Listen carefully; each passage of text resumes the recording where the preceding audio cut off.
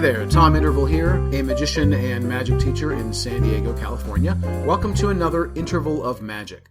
Today is Friday, January 3rd, 2020, and this is Blogcast number 12, Fun with Joseph Leeming.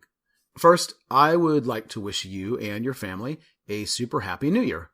I sincerely hope you have a healthy, prosperous, and even enlightening 2020, which, by the way, is an extremely important election year. I'm not going to go on too long about this, but on that note, did you know that since 1980, 40 years ago, or 10 election cycles ago, average voter turnout has been about 53.54%. In other words, an average of about 53.5% of the voting age population turns out at the polls. That means that more than 46% of voters didn't show up. And the numbers have historically been even lower during midterm and primary elections. So why am I saying all this? Well, I urge you to vote. Vote both in the primaries, which are right around the corner, and in the general election, which of course is in November. And not that anyone cares, but just so you know, I wholeheartedly endorse Bernie Sanders.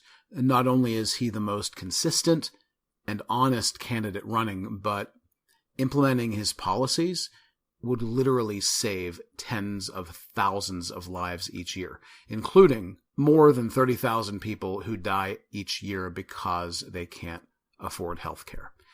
That's all I wanted to say about this for now.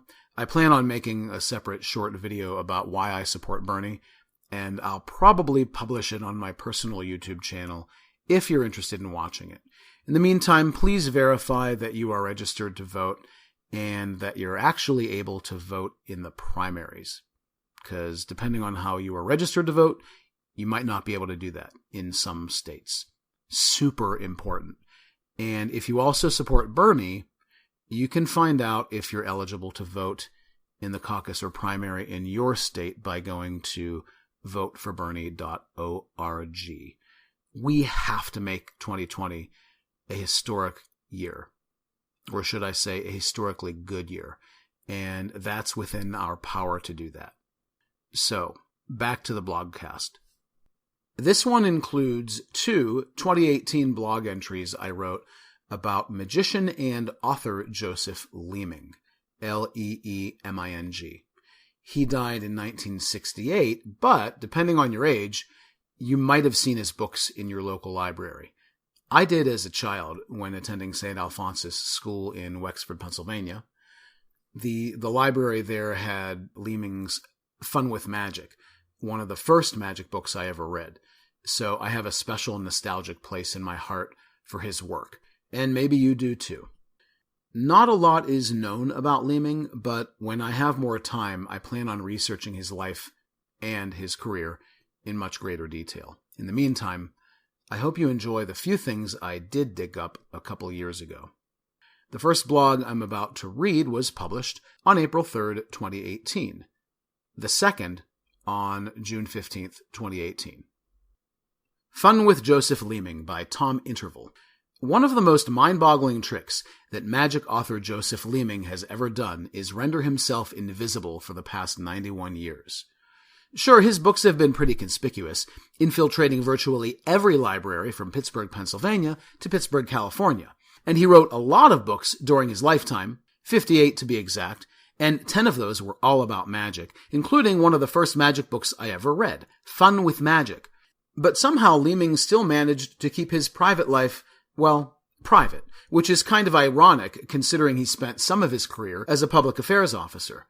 Not that we nostalgic prying types have an inherent right to know every intimate detail of his personal affairs, but he was a public figure who has inspired 3 generations of children to delve deeply into conjuring, crafts, games, and other recreational pursuits that will last lifetimes. We want to know more about him. So last week, I decided it was time to do some digging and update at least the Joseph Leeming Magicpedia page, which before last Tuesday contained very little content and listed only 5 of his books. For those interested, The page, while still a work in progress, now includes a more detailed and accurate, albeit short, biography, a complete list of every book Leeming wrote during his lifetime, corrected names and dates, and a photo of the man himself. The photo that accompanies this blog article, and one most people haven't seen since 1927. I'll continue adding to the page as time allows. For starters, I'll lengthen the biography, expand the book list to include posthumous and translated editions, and find a clearer photo to use. In the meantime, I'll get you started here, and you can decide whether or not you want to read more. Okay, and the second blog. Happy Birthday, Joseph Leeming, by Tom Interval. Today marks what would have been Joseph Leeming's 121st birthday. Yes, it would take some real magic to reach that age, but Leeming's written legacy will endure much longer than that. For the younger lads not familiar with his name, Leeming, born in Brooklyn, New York on June 15, 1897, was an author who penned 59 nonfiction books on a variety of topics, including magic, puzzles, games, crafts, ships, history, and business.